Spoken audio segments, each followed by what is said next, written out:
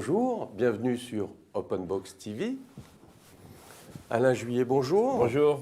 Alors je crois qu'aujourd'hui vous allez aborder un sujet complexe, mais qui est d'une importance capitale dans la gestion de l'économie mondiale et la puissance des États dans ce domaine économique. Nous allons parler d'un problème que les gens ne connaissent pas ou très peu, que maîtrisent très peu, qui est le problème des normes. Alors on va parler d'autres choses aussi, on parlera d'intelligence économique, on parlera d'autres choses, de la nouvelle loi américaine protectionniste qui vient d'être faite par le président Biden. Mais avant, pour commencer, on va parler des normes. Parce que la norme est devenue un élément essentiel de la guerre économique au niveau mondial. Et ça, peu de gens s'en rendent compte. Alors, pour parler de la norme, j'ai été chercher celle que je crois la meilleure spécialiste de la norme dans notre pays, Claude Revel. Bonjour Claude. Bonjour Alain. Que je connais de longue date parce qu'elle m'a succédé à l'intelligence économique quand elle a été déléguée interministérielle à l'intelligence économique auprès du Premier ministre. Elle a été à la Cour des comptes. Première question, si je peux dire, qu'est-ce que c'est qu'une norme? C'est à la fois économique et commercial et à la fois très politique, une norme, très géopolitique. Une norme, ça peut avoir, c'est un terme très générique, il y a des normes de diverses catégories. Il y a la norme, tout le monde connaît les normes ISO, qui sont ISO est un organisme international. L'ISO crée des normes internationales sur tous les sujets. Il ne faut pas croire que c'est seulement sur le diamètre des tuyaux ou je ne sais pas quoi. C'est sur la RSE, c'est sur l'environnement, c'est vraiment sur des sujets très très politiques en fait. Voilà. Et donc je dis, il fait passer des idées, des valeurs là-dedans. Je vous donne un exemple.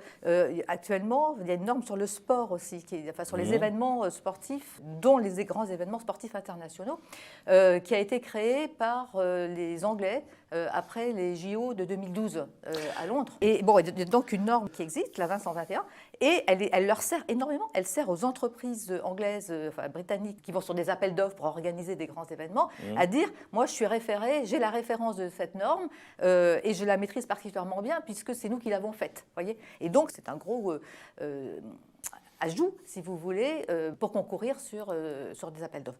Alors, ensuite, il y a tout ce qu'on appelle les standards privés, c'est-à-dire tous les grands organismes qui font, notamment dans le numérique, l'IETF, le W3C, etc. Et il y en a plein.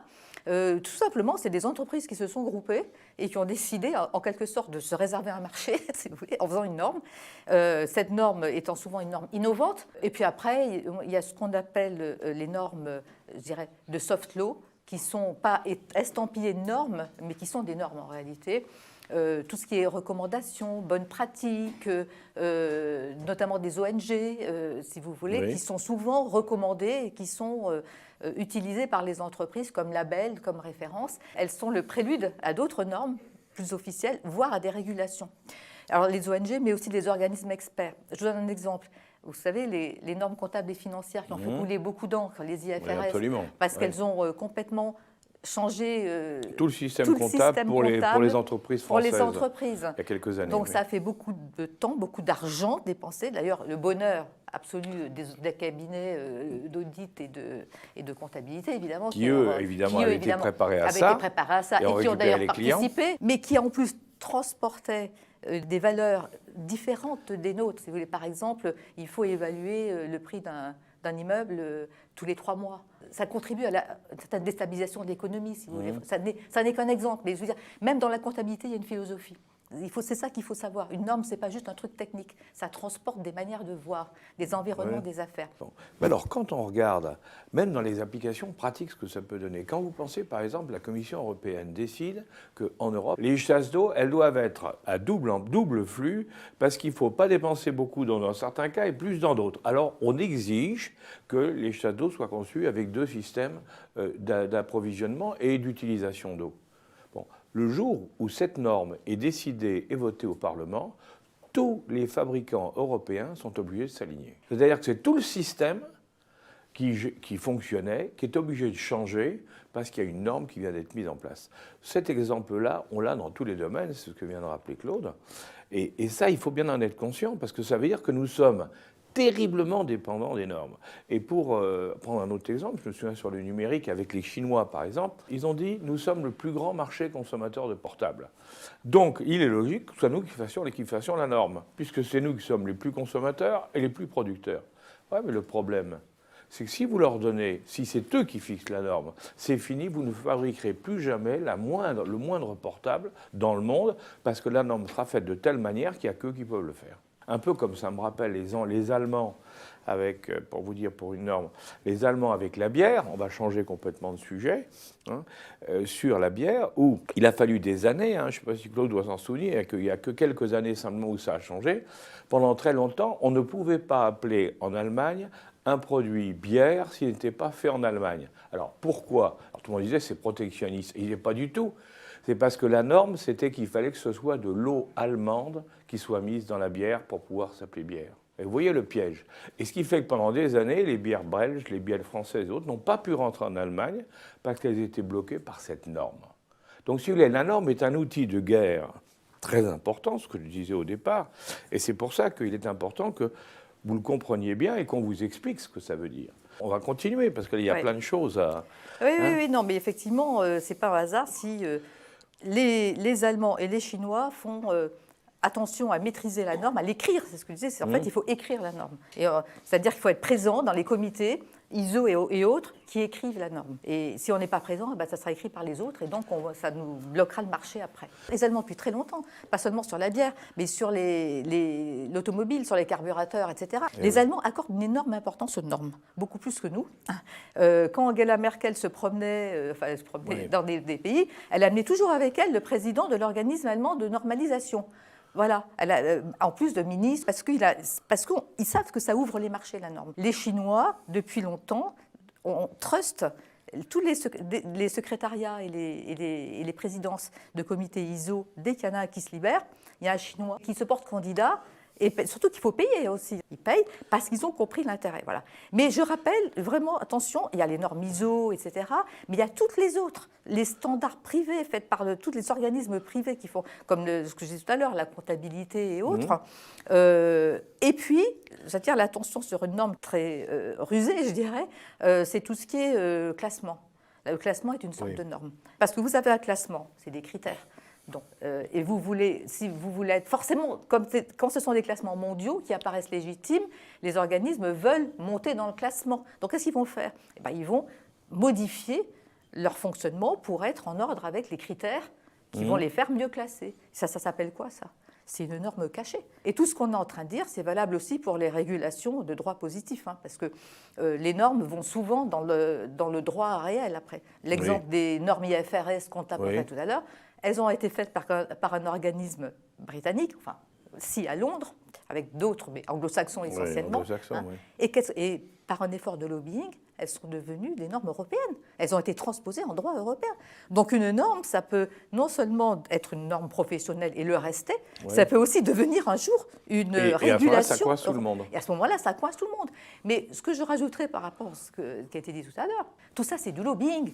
Exactement. C'est du renseignement et du lobbying. C'est du renseignement d'abord et du lobbying après. Bien sûr. C'est-à-dire que normalement, une norme, quelle qu'elle soit, elle met au moins 4 ou 5 ans. C'est un minimum de gestation, si vous voulez. Entre le moment où l'idée est lancée, les promoteurs la font arriver peu à peu aux organismes de normalisation ou à l'Union européenne. Voilà. Mais que les gens qui sont concernés par ce secteur-là, il faut qu'ils fassent une veille, mais il y a du renseignement essentiel pour savoir ce qui va leur tomber sur la figure. Exactement. Et après, il faut qu'ils soient présents là où ça se discute. Et alors là, on a parlé des anglo-saxons, très bons, ils sont très malins, très bien.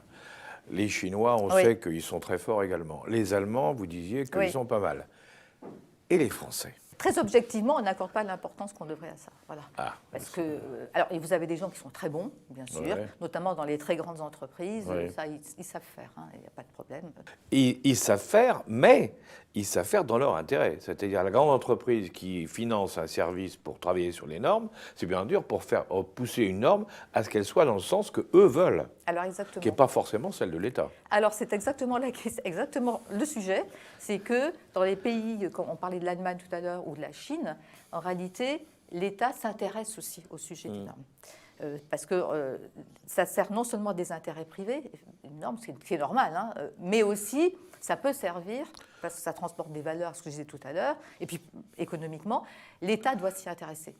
Il en va du mode de vie, etc. Et donc je crois qu'en France, on n'y accorde pas du tout l'importance nécessaire. On a des gens à l'AFNOR qui sont remarquables, alors eux vraiment, ils sont excellents, ils sont bons, oui. Sauf qu'ils ne sont pas tellement soutenus. Ils sont en train de chercher 3 francs 6 sous parce que ça coûte cher tout ça, si vous voulez. Ça devrait être un sujet assez majeur. Moi, j'avais fait un rapport début 2013 à la demande de Nicole Bricq, alors ministre du Commerce extérieur, sur la normalisation stratégique internationale, en listant tous les sujets sur lesquels il fallait qu'on soit présent, prioritaire. C'est-à-dire intéressant, une intersection, si vous voulez, entre les intérêts privés et les intérêts publics, là où l'État doit s'en occuper. Il y a plusieurs personnes qui sont revenues depuis quelque temps me dire, vous savez, votre rapport pourrait toujours l'utiliser, hein, parce qu'il y a très très peu de choses qui ont été faites. C'est ça. Voilà. Ça n'a pas été suivi des faits. Ça n'a pas été suivi des faits. Pas partout, il y a des choses qui ont évolué, mais pas beaucoup honnêtement. Dans l'agroalimentaire, dans l'enseignement. Parce qu'il n'y a pas que le classement de Shanghai, il y a plein de normes, vous savez, de normes américaines, ça, d'enseignement supérieur. Regardez les classements des écoles. Voilà. Le classement des écoles, il y a Tout des ça. normes, et comme on n'applique pas les normes, enfin du moins on ne veut pas les appliquer totalement parce qu'elles ont été conçues par d'autres, le résultat, que ce soit celui de Shanghai ou celui des Américains, on n'est pas bien placé en général. Les normes ACSB, tout ça pour l'enseignement supérieur, c'est pareil. Vous savez, le licence, master, doctorat, LMD, c'est un truc qui est sorti aussi des anglo-saxons, parce que nous, on n'était pas comme ça. Mais ça fait partie du grand sujet de l'influence. Parce qu'on ne se rend pas compte, quand on parle d'influence, on voit toujours géopolitique, grandes relations internationales, c'est vrai. Mais derrière, il faut aussi être un peu sur le terrain, si vous voulez, et faire de l'influence opérationnelle. Et l'influence opérationnelle, elle passe d'abord par le formatage du terrain, des normes, des règles, vous voyez, du droit. Très important. Et puis ça peut déstabiliser aussi. Hein, et ça peut déstabiliser, bien sûr. Quand on prend les grandes écoles, quand on prend les diplômes universitaires, on a basculé sur un système, effectivement, comme vous le rappeliez, qui n'était pas du tout le système français. Alors tout le monde sait que le système français, ça ne marche pas du tout, enfin très mal en tout cas, mais il y a une chose qu'on peut se poser comme question. Après tout, est-ce qu'une des raisons de la baisse de la qualité du système français, c'est pas parce qu'on l'a déstabilisé en le cassant pour faire un autre système à la place? Oui, bien sûr. C'est une question parmi d'autres, hein, mais on se rend pas compte. Je me souviens sur un point tout à fait particulier, c'était sur les cosmétiques. Il y avait pour les crèmes de bronzage, anti-bronzage, hein, à l'époque, on utilisait le bergasol, la bergamote. Hein, et c'était les Allemands qui dominaient le marché européen avec leurs produits à la bergamote. C'est une espèce de crème très sombre qu'on se passait sur la peau. Bon. Les concurrents, ils n'ont pas molli, ils ont fait changer la norme en interdisant la bergamote dans le produit, en disant que la bergamote était cancérigène.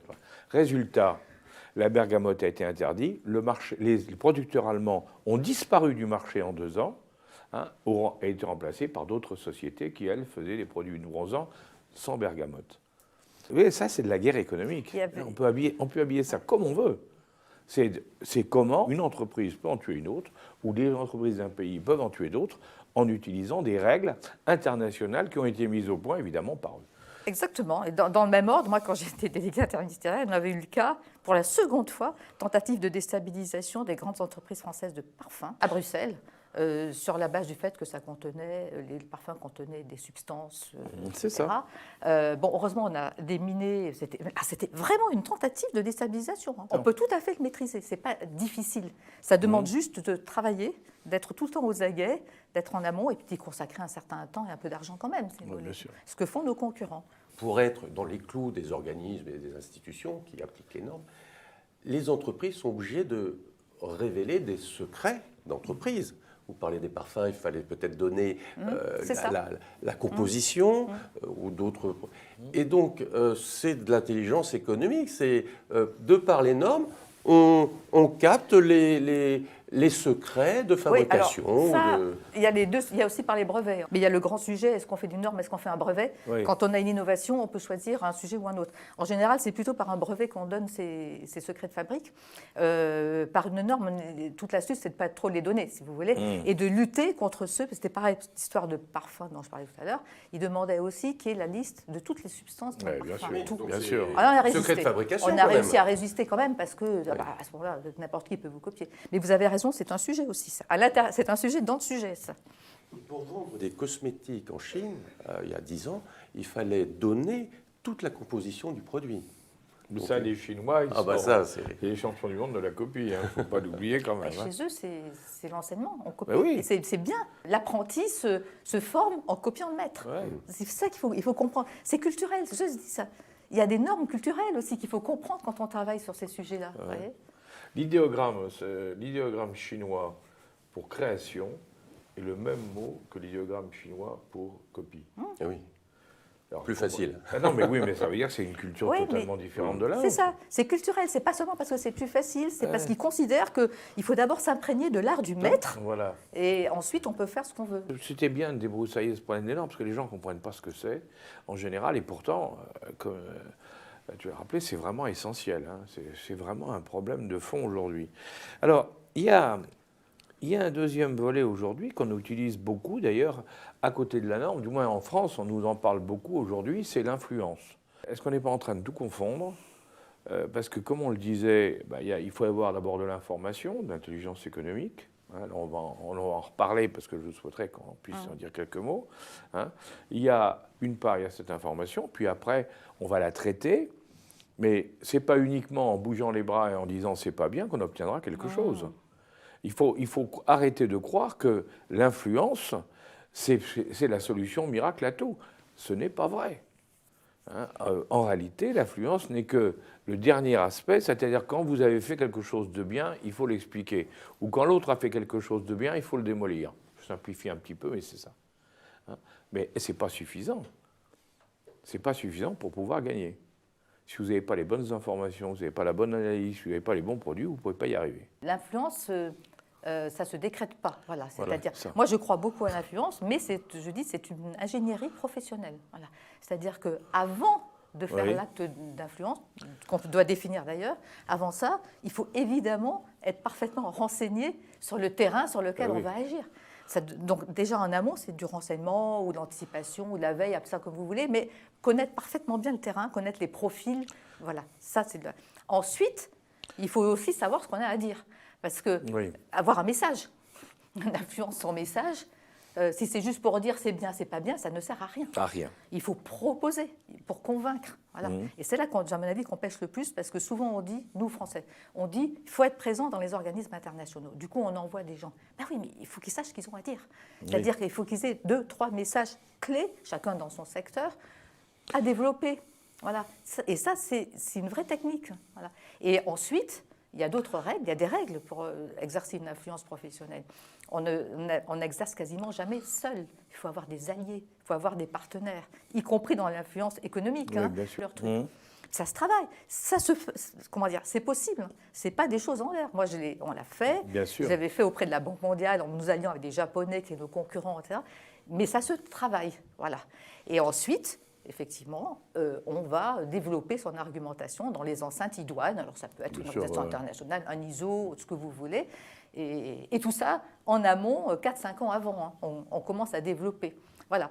Donc, quand j'entends dire qu'il faut faire de l'influence, je suis tout à fait d'accord. Toi, bien sûr, on est complètement d'accord. Voilà. Sauf que, derrière, on déroule rarement le comment faire. On a vraiment l'impression, quand on entend les gens parler de l'influence, on a l'impression que c'est simplement, on fait de la communication pour la communication et ça va suffire. Mais c'est pas vrai, ça se prépare. Ils confondent. Hein. Je voyais là, c'est tout à fait récent, hein, les Américains ont sorti un règlement, un autre règlement encore, protectionniste, comme ils ont l'habitude depuis longtemps, hein, pour freiner les importations de produits étrangers aux États-Unis.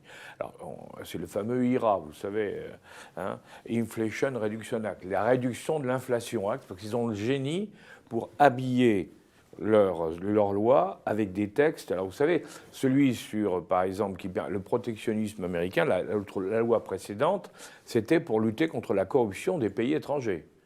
Et puis tiens, c'est étonnant, mais ça bloque l'entrée aux États-Unis. Bizarre comme système. Hein. Et là, c'est pareil. Et donc, ils ont sorti une loi extrêmement protectionniste. Et ce qui m'a pas amusé du tout, mais on va en reparler. Mais ce que j'ai vu notre ministre de l'économie et des finances et le ministre allemand partir pour protester contre ça. Bon, hein, vous avez vu, ils sont partis, ils sont revenus d'ailleurs comme ils étaient partis, parce qu'il n'y a eu aucun résultat, et pour cause, parce que ce n'était pas une opération d'influence, hein, comme on dit, ils n'allaient pas influencer les Américains pour leur faire changer d'avis. Ou alors, si quelqu'un a pu penser sérieusement que ça allait arriver, alors là, c'est très grave, parce qu'à ce niveau-là, il faut arrêter de se bercer d'illusions. En réalité, c'est une loi protectionniste qui vise à empêcher, à freiner les importations étrangères et à encourager les entreprises américaines à revenir au pays. Et entre parenthèses, c'était aussi la doctrine de Trump avant. Donc là, ils continuent, ils sont dans la même ligne, deux présidents différents, même politique. Je suis d'accord, c'est une loi américaine protectionniste, mais peut-être qu'on ne se rend pas compte qu'en fait, les Américains sont dans cette posture protectionniste depuis très longtemps. Oui. C'est qu'une loi de plus, oui. Il faut sortir de l'idée qu'on a que c'est le libéralisme. Il y a encore des gens qui le pensent. C'est faux. C'est ce qu'ils prônent à l'extérieur, mais ce n'est pas ce qu'ils font eux pour eux. Ah, c'est sûr. Et d'ailleurs, je ne les condamne pas, hein. Je ne les critique pas. Mais non, ils ont raison, ils défendent leurs intérêts. On ne va pas les critiquer, de défendre leurs intérêts. Voilà. Personne ne les amène à l'OMC quand ils font. Donc, pas de problème, continuons. Mais quand même, le Buy American Act, le Small Business Act, tout ça, c'est des choses qui datent de très, très nombreuses années. Mais même avant, la guerre de 39-45. Et après, c'est renouvelé sans arrêt, etc. Parallèlement, en France et en Europe, on prenait le chemin contraire. Eux, ils ont pris des mesures de plus en plus protectionnistes, malgré les apparences. Alors que nous, avec Lisbonne, le traité de Lisbonne, etc., on était toujours, de plus en plus même, dans l'idée du marché compétitif, concurrent. Concurrençons-nous entre nous le plus possible parce qu'on sera meilleur, on sera moins cher, etc. Franchement, on a pris deux voies différentes. Voilà. Et maintenant, le problème, c'est que d'un côté, donc il y en a un qui bloque les frontières et qui dit je me protège. Alors sur l'IRA, déjà, le président Biden a pris de ça, c'était en fin août 2022. Deuxièmement, opération magistrale des Américains, parce que non seulement ils se protègent, mais en plus, c'est pour la bonne cause, puisque c'est pour des investissements verts. Vous avez vu, c'est pour le climat, etc. C'est ce que je disais, ils habillent. Ils ont le génie de l'habillage. 360 milliards. Et peut-être qu'ils vont le génie de l'habillage. Voilà, du coup, ils vont booster leurs énergies renouvelables et tout ça. Enfin bon, voilà. Et troisièmement, non seulement ils rapatrient du coup les entreprises américaines qui étaient parties, mais ils attirent les autres. Les Allemands ont annoncé que finalement, certaines entreprises ont dit on va peut-être aller aux États-Unis. En France, il y a, en plus favorisé par des organismes d'État, ça c'est encore autre chose, on vous dit finalement, les start-up ou les entreprises moyennes, allez aux États-Unis, vous allez, ça fait au moins 3-4 ans que c'est, vous allez vous faire mieux financer, il y a plus de fonds. Alors là, avec ça, ça va être formidable. Vous allez voir le nombre de boîtes françaises qui vont aller travailler aux États-Unis. Alors, why not, Sauf qu'il faut être sûr qu'après elles reviennent, ce dont je ne suis pas sûre, et il faut être sûr que ça bénéficie quelque part à la France en termes aussi de R&D, etc. C'est tous des gens qui ont été éduqués par la France, en général, qui ont coûté très cher. On a des grands cerveaux, si vous voulez. Et dernière chose, il faut être sûr aussi que ça soit aussi en sens inverse. Si, en même temps, on avait des entreprises américaines qui revenaient s'installer en France ou chinoises, etc. Mais ça ne va pas être le cas, et de moins en moins. Ça a été le cas, parce qu'en général, ce qu'elles font, c'est de récupérer des entreprises qui ont ce qu'on appelle des pépites, qui ont de la bonne R&D, qui ont des cerveaux, etc. Voilà. Donc, voyons, mais effectivement, alors, qu'est-ce qu'on fait en face ? C'est bien beau de parler, mais qu'est-ce qu'on fait en face ? Prenons des mesures similaires, si vous voulez. Soyons capables de le faire. Tout à l'heure, vous citiez l'histoire du CFIUS, donc le contrôle des investissements étrangers aux États-Unis, qui est extrêmement rigoureux. Et moi, je me souviens quand on a commencé, on a créé l'intelligence économique auprès de l'État, dans l'État. Moi, j'avais été amené à préparer un premier décret sur le contrôle des investissements étrangers. On s'est fait tuer au nom du libéralisme en France et à l'étranger, en Europe. Après, tu as continué, tu as eu le même combat. Mais je me suis fait tuer pour ça. Ça ne leur plaisait pas. Et ça ne leur plaisait pas, y compris par les ministres de l'époque. Bien sûr, les ministres de l'époque. Les ministres de l'époque ont tout fait pour nous bloquer. Et pendant ce temps-là, aux États-Unis, ils serraient de partout. Et ils continuent. Donc, on est vraiment dans deux mondes complètement séparés, mais on se tape sur la tête. Et ils utilisent la règle de droit dont on parlait un peu tout à l'heure aussi, de droit entre guillemets, puisque les fameuses sanctions extraterritoriales des États-Unis, que moi en plus J'ai bien connu avec Alstom, Bah oui. par exemple, mais pas seulement, hein, il y avait Alcatel et tout ça. Tout ça, c'est quand même des sanctions contre lesquelles on aurait pu réagir. Moi, j'ai tiré la sonnette d'alarme et on a proposé des solutions. On peut prendre des mesures internes à l'Europe. Et puis, je crois qu'il y a un autre grand sujet qu'il ne faut pas oublier non plus, c'est le sujet des données et des transferts de données. Oui. Ça, c'est un gros sujet franco-américain. C'est un sujet qui me tient à cœur parce qu'il y a non seulement la protection de la vie privée, etc., mais l'autre chose, c'est que la donnée, c'est l'énergie, c'est le pétrole d'aujourd'hui, de demain. Hein. C'est-à-dire, c'est à partir de la donnée qu'on va pouvoir faire des entraînements d'intelligence artificielle. Mais tu n'as pas l'impression, alors, il ne faut pas se les faire voler. Mais sur un domaine comme le transfert des données, justement, entre la France et entre l'Europe et les États-Unis, tu n'as pas l'impression que l'Europe a pris le leadership pour la négociation? On a vraiment l'impression qu'on est en train de lâcher par rapport sous la pression américaine. Hein. Sur les données? Sur les données, sur les transferts de données. Il y a le fait que la donnée, c'est un trésor de guerre. Ben oui. Et il se trouve que la France a plein de données, parce qu'on a un service de sécurité sociale, par exemple, où il y a le maximum de données dans le monde. Enfin, on a un super service, avec tous les critères, n'empêche qu'on a des données, on a des milliards de données sur les gens. Et ça attise la convoitise de tous ces Google, les Microsoft, enfin, tous les grands, les Amazon, parce que pour eux, c'est de la matière à faire de l'intelligence artificielle. Plus ils ont de données, plus ils peuvent entraîner leur logiciel. Et nous, il faut, quand je vois qu'on a fait le Health Data Hub, qu'on a quand même donné à Microsoft, que je respecte par ailleurs, mais enfin, c'est quand même, voilà. Et puis, je suis désolée de quand même le dire, BPI France aussi, les données des entreprises dont elles s'occupent sont hébergées par le cloud de Amazon Web Services. Voilà. Oui, ben voilà, donc. Voilà. Or, vous savez. Alors, c'est sûr qu'il y a plein de choses, de clauses de confidentialité, etc. Je veux bien, elles sont peut-être respectées. Oui, mais justement, parce que, alors, pour nos auditeurs, il faut que vous sachiez que la loi américaine est formelle. La loi américaine permet aux services américains, à la justice américaine, d'aller regarder, d'aller prendre, sans commission de justice rogatoire ou ce que vous voudrez, comme on a chez nous, chez eux, ils peuvent aller à première demande se faire fournir toutes les informations qui existent dans une entreprise étrangère à partir du moment où elle travaille aux États-Unis, où elle passe par une banque américaine, où elle a financé une opération en dollars, c'est-à-dire pratiquement, quoi, ils sont sûrs du coup, dans tous les cas de figure, ils peuvent y aller. Donc quand on dit, on met dans un cloud, par exemple le cloud Amazon, un cloud américain, automatiquement, ça veut dire qu'on autorise les services américains, la justice américaine, à venir fouiller sans justification réelle dans nos affaires. C'est ça qu'il faut bien regarder. Donc, si vous voulez, c'est très grave, c'est très sérieux. Et les gens n'en ont pas conscience, parce que comme les lois françaises ou même européennes ne sont pas comme ça, on croit que les autres sont comme nous.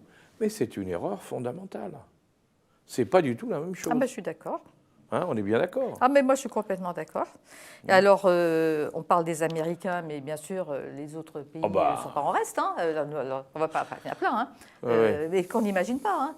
Qui n'ont pas forcément des lois aussi intrusives, mais qui se débrouillent par la cyber-attaque, etc., ou même en nous espionnant assez facilement. Quoi. Ben ça, on ne va pas les citer, on va se faire plein d'ennemis. Mais il n'y a pas que les Américains, il y en a plein. Et il n'y a pas que les Américains, il n'y a pas que les Chinois non plus. En fait, dans toutes ces... on n'est pas en train de parler de amis ou d'ennemis, parce qu'en fait, on a des partenaires ou des concurrents. Il y a une notion qui m'est chère de coopétition. Ce qu'il faut savoir, il faut avoir l'esprit souple, parce que le partenaire d'aujourd'hui, ça peut être adversaire de demain, et inversement. Et on peut même s'entendre avec un adversaire si on a un intérêt commun supérieur. C'est ça aussi l'influence, c'est de pouvoir arriver à s'entendre avec des gens avec qui on ne va pas s'entendre vraiment, mais parce qu'on a un intérêt supérieur pour l'intérêt général de l'État, par exemple, par rapport à un autre État. Mais ça se gère, et les entreprises sont exactement dans les mêmes gestions. Mais vous voyez, ça ne peut se gérer que parce qu'on connaît très bien le terrain sur lequel on est. Et là, on revient à l'intelligence économique, parce que là, on est en plein dedans. On est en plein dedans.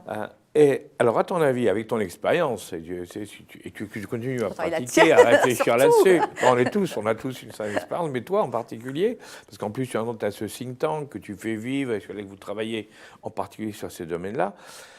Est-ce que tu penses que l'intelligence économique, d'abord, maintenant est devenue un élément important partout, ou est-ce que ça reste encore l'affaire de quelques spécialistes, comme ça a été à une époque ? Non, je pense qu'elle ne s'est pas encore assez répandue. Alors je dirais, elle s'est un peu répandue, mais malheureusement, souvent avec une idée qui n'est pas la bonne. C'est-à-dire qu'elle est vue essentiellement comme soit une méthode Oui. la veille, ce qui est très bien. Oui. La veille, c'est la mère des batailles. Mais ce n'est pas que ça. Soit elle est comprise comme on va en guerre et que la question de la guerre économique. Les deux sont vrais. Il faut avoir une vision Plus large, 360 degrés, voilà, beaucoup plus large. Voilà. Donc cette vision que je pense bonne, très large, multidisciplinaire, elle n'est pas assez répandue. Voilà. Et c'est celle que devrait dispenser l'État et que devrait utiliser pour lui-même l'État. Oui. Et là, je ne suis plus aux affaires, mais j'ai le sentiment qu'il y a encore beaucoup de choses à faire. Voilà. Ah ben, on est frappé quand même dans certaines valses hésitations de l'État, je Oui. vais être gentil, hein, dans le monde industriel, le monde économique et autres, ou dans d'autres domaines d'ailleurs aussi, de voir que visiblement, il y a un défaut de renseignement et d'analyse qui fait qu'on ne sait pas où on va. Moi, je suis assez... Alors que, tu sais comme moi, on a toujours, pratiquement, on arrive à détecter à l'avance, si on regarde, on arrive à détecter ce qui se passe. Mais bien sûr. C'est ça qui est... Je pense qu'il y a un défaut d'anticipation. C'est vraiment, d'anticipation, d'analyse en amont, appelons ça comme on veut. Il y a des gens qui font de la prospective, mais attention, la prospective, c'est pas la même chose. L'anticipation au sens de l'intelligence économique, c'est vraiment d'essayer de déterminer des différentes possibilités, pas forcément des scénarios modélisés, etc., mais multidisciplinairement, en écoutant des gens qui ont des cultures différentes, que peut-il se passer? Et se préparer, c'est-à-dire il faut être capable de se préparer à 3 ou 4 possibilités au moins. Oui. C'est tout, c'est ça. Mais ça se fait à 3 ou 4 ans à l'avance. Je me répète, mais et plus le temps, si dès 3 ans ou 4 ans à l'avance, on arrive à déterminer quelques grandes, on ne pourra jamais tout prévoir, hein, mais quelques grandes directions, au fur et à mesure que le temps passe, ça se réduit, tu es d'accord, le risque. Et donc on se dit, c'est cette option-là qui en fait était la bonne, c'est celle-là qui était la bonne, etc. Et on peut mieux travailler. Mais ceux qui n'ont pas fait cet effort-là, ils arrivent devant le fait, ils disent, ah ben on va faire ci, un peu au hasard. Ouais. Et à ce moment-là, on fait des erreurs. Et à ce moment-là, on fait des erreurs. On n'arrive pas à pratiquer cette notion de l'anticipation active, en fait. C'est vraiment problématique. Et je pense que aussi, il y a peut-être des gens qui le font, mais ils le font de manière séparée. Tu as le ministère des Affaires étrangères, le ministère des Armées, tu as le renseignement, tu as Bercy. Chacun fait... Peut-être qu'il y a des gens très bien dans chacun qui Oui, mais comme c'est en silo, on ne voit pas ce qui se passe ailleurs. Ils ne font pas ce qui se passe. Et il n'y a pas exactement. Et il n'y a pas quelqu'un qui est au-dessus ou Voilà, il n'y a pas de coordination. Coordonne et organise l'action derrière. Parce que anticiper, je me répète, mais on y arrive assez bien finalement. Et souvent d'ailleurs, moi je voudrais aussi dire que souvent on a d'excellents analystes du renseignement, etc. Le problème c'est que même quand ils fournissent ce type d'analyse très en amont, on les prend pas au si sérieux. le politique ne l'écoute pas, si on ne les prend pas au sérieux parce que ça déplaît, le biais cognitif bien connu, ah non, j'ai pas envie d'entendre ça parce que c'est trop grave. C'est ça les biais cognitifs. Hein. Le décideur, il y a des trucs qu'il n'a pas envie d'entendre. C'est tout ça qu'il faut arriver à coaguler, si vous voulez, et qu'on n'arrive pas trop encore à faire en France. Je pense qu'aux États-Unis, ils arrivent assez bien, même s'il y a, comme partout, des rivalités, etc., évidemment. Mais quand même, il y a plus cet esprit-là. Les Britanniques y arrivent pas mal. Les Allemands, à mon avis, y arrivent très bien. Oui, ils ont de mieux en mieux. Et de mieux en mieux. De mieux en mieux. Ils dépassent leurs oppositions entre l'Inder et tout ça. Ils arrivent quand même à avoir ça. Les Coréens sont excellents. Les Japonais sont bons. Les Israéliens sont excellents. Enfin, voilà, on va décerner des... Oui, non, mais c'est vrai. Et les pays du Moyen-Orient commencent à être de mieux en mieux parce qu'ils se forment. Non seulement à avoir des armes, mais à utiliser le renseignement. Moi, je suis très frappé. Bah oui, moi, j'allais te le dire, je suis très frappé. Les Émirats avec qui je travaille, je suis très frappé de voir l'avance qu'ils sont en train de prendre dans ce domaine par rapport à d'autres dans le coin. Ils sont d'une efficacité redoutable en anticipation. En anticipation, pour reprendre ce que tu disais. Voilà. Claude, on a fait un bon tour d'horizon. Je suis ravi parce que je te remercie d'être venu avec nous et d'avoir pu faire cet échange. Je crois que pour nos éditeurs, c'est une occasion de découvrir peut-être des facettes qu'ils connaissent mal ou qu'ils connaissent très mal, parce qu'on n'en parle pas. Hein, les journaux, ça ne les intéresse pas. Et pourtant, c'est essentiel dans ce qui est en train de se passer, dans les rapports de force, les rapports de puissance, les rapports d'échange au niveau mondial. Alors, merci. Merci à toi. Merci à toi. Merci à vous deux. Eh bien voilà, encore une émission passionnante. Finalement, en tirant le fil des normes, je crois qu'on a découvert un certain nombre de choses. J'ai entendu parler d'Alstom. Peut-être qu'une émission sur Alstom un jour, peut-être, oui, Alain. Pourquoi pas. Voilà, en tout cas, c'est sur Open Box TV et merci de nous suivre. C'est toujours un plaisir. Merci, à bientôt. Vous êtes de plus en plus nombreux à nous suivre sur Openbox TV et vraiment nous tenions à vous en remercier avec Alain Juillet. Et nous lisons tous vos commentaires qui enrichissent le débat et vraiment nous vous demandons de nous soutenir sur Tipeee pour continuer à avoir cette ligne éditoriale indépendante et vous proposer des émissions toujours de plus en plus enrichissantes. Merci et à bientôt.